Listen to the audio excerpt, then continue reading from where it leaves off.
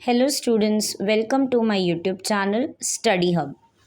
Today's concept is arithmetic progression. Arithmetic progression में आज हम एक नया concept सीखेंगे that is 3 consecutive terms and 4 consecutive terms. तो पहले 3 consecutive terms AP में कौन से होते हैं? A minus D, A plus D. और 4 consecutive terms AP में होते हैं A minus D, A, A plus D, A plus 2D. अब हम इन दोनों के एक एक एग्जाम्पल देखते हैं. So first example, in an AP, sum of 3 consecutive term is 27 and their product is 504. Find the terms. तो पहले तो हम 3 consecutive terms लिख लेते हैं जो हमें फाइंड करना है. That is A minus D, A plus D. अब फर्स्ट कंडीशन क्या है कि सम ऑफ 3 कॉन्जिक्यूटिव टर्म्स. सम मतलब प्लस. अगर हम इन तीनों टर्म्स को प्लस करते हैं तो वो उसका प्लस होता है 27. तो A minus D plus A plus D equal to 27 according to our first condition. अब यहाँ पे डी कट हो जाएगा, like minus D plus D cut. अब ए कितने बचेंगे? 1 2 3 3A 27 सेम 3 नीचे डिवाइड में आ जाएगा 27/3 A इज इक्वल टू 9.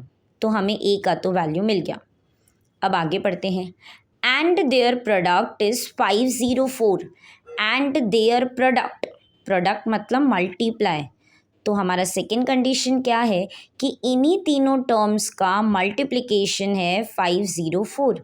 तो A minus D into A plus D equal to 504. अब हमें A का वैल्यू पता है तो हम A की जगह पे A का वैल्यू डाल देंगे 9. 9 minus D 9 plus D equal to 504. अब ये जो सिंगल नंबर है 9 उसको हम यहाँ पे मल्टीप्लाई में है, इधर लेके आ जाते हैं डिवाइड में. तो ब्रैकेट बचेगा 9 minus D 9 plus D equal to 504/9. अब यहाँ पे same 9 minus D 9 plus D. 504 को 9 से डिवाइड करते हैं तो 56. 9 9 ज़ा 81. Minus plus minus D into D square and then 56 same. Minus D square यहीं पे प्लस से 81 इधर आ जाएगा तो माइनस में. 56 minus 81 minus 25. Minus minus cut taking square root. So D is equal to plus minus 5. क्योंकि जब भी हम स्क्वायर रूट निकालते हैं तो हमें दोनों वैल्यू मिलती है, दैट इज़ पॉजिटिव और नेगेटिव. तो इसीलिए हमने यहाँ पे प्लस माइनस 5 लिखा. अब ए तो 9 है, डी की वैल्यू हमें 2 मिली है तो एक बार पॉजिटिव 5 ले लेंगे, एक बार नेगेटिव 5 ले लेंगे. पहले A is equal to 9, D is equal to 5. तो फर्स्ट टर्म क्या है? ए माइनस डी. ए क्या रहेगा? 9 माइनस डी रहेगा 5. 9 माइनस 5 4. देन सेकेंड ए 9 दिया हुआ है. Third A plus D 9 plus 5 14. तो सीक्वेंस है 4 9 14.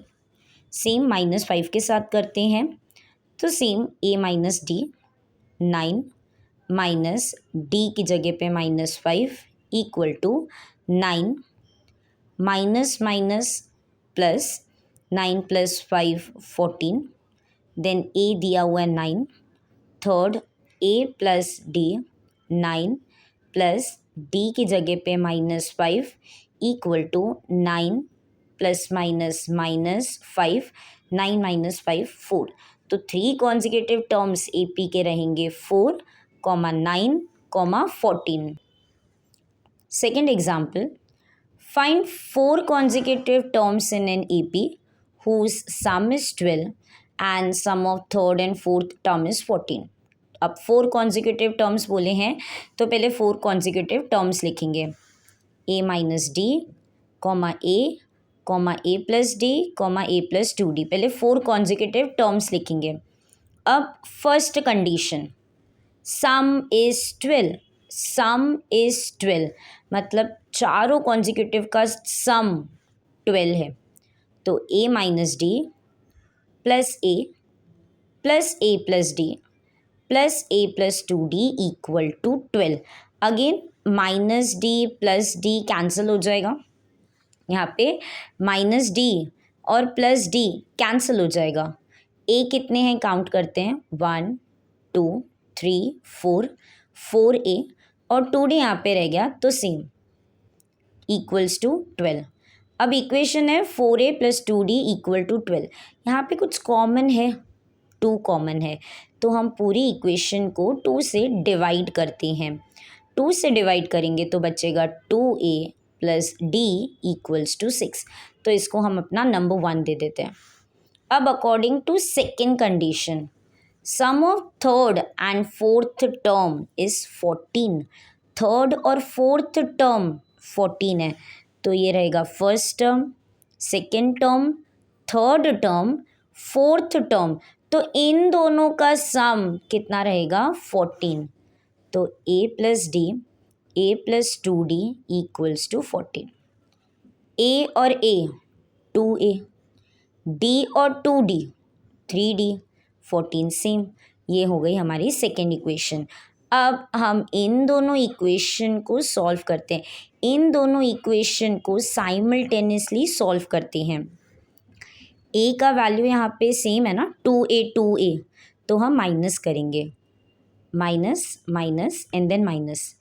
a तो हो गया कट, d के पास यहाँ पे कुछ भी नहीं है मतलब 1, 1 minus 3 minus 2d, 6 minus 14 minus 8।